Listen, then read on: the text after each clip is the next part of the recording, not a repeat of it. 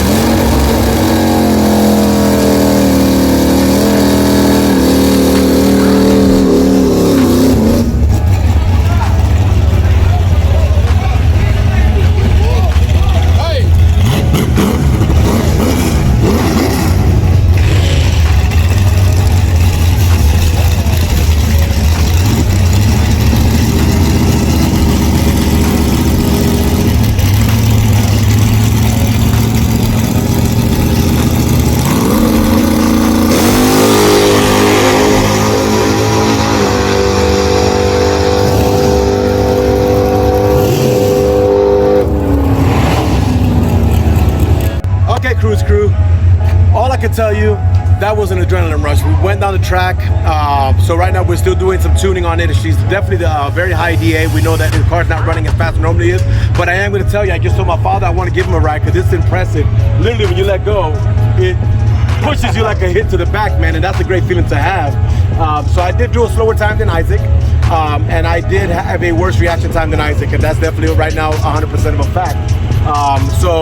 And I also had 1 mile an hour less, so I was just talking to my father about all this stuff.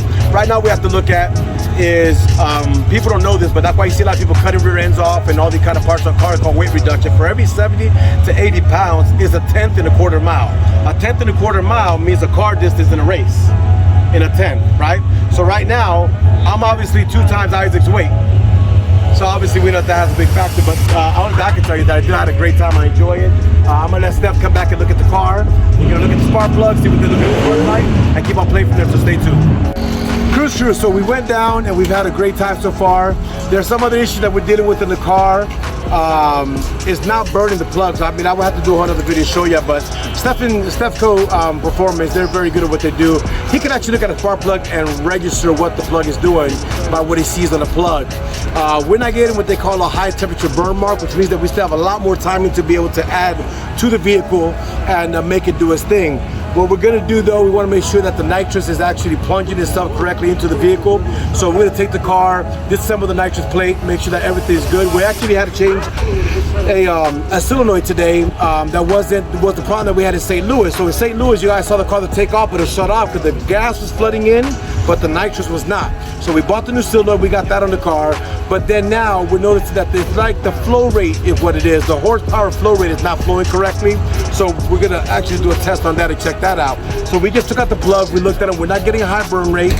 We have a lot more timing that we can add to the vehicle. Right now we have a conservative tune, basically. We know it on the streets, it's a conservative tune. We have more aggressive that we could do, but it's not looking like everything's working the way that it's supposed to or flowing the as much gas and nitrous as it does. It's a blend of gas and nitric at the same time that makes the car create the horsepower. So right now we're not getting what it is. So to play it safe, this is the other problem we had. I have to stop the racing because of this. Hold on. I actually threw it away, or I don't know where it is, but we broke the alternator belt also. And on the graph that we look at the car, the voltage of the vehicle is staying between 10 to 11.5, and that's not good enough to be running an ignition system. So right now I'll be looking into buying another alternator and getting my voltage up higher. Also replacing the belt that broke. Also get the nitrous plate and what they call plunging it, make sure everything's flowing good. When we took off the other solenoid, there was some dirt and like some basically like almost looked like a mold or like a mildew that was stuck in the little films of the solenoid itself, which is a bad sign. So we have new lines and everything in there for the previous build from before. So this is all stuff that we're doing. We probably got some dirt in those lines because it's not purging or plunging what it has to the nitrous. So at this point in time, we're gonna call it a day.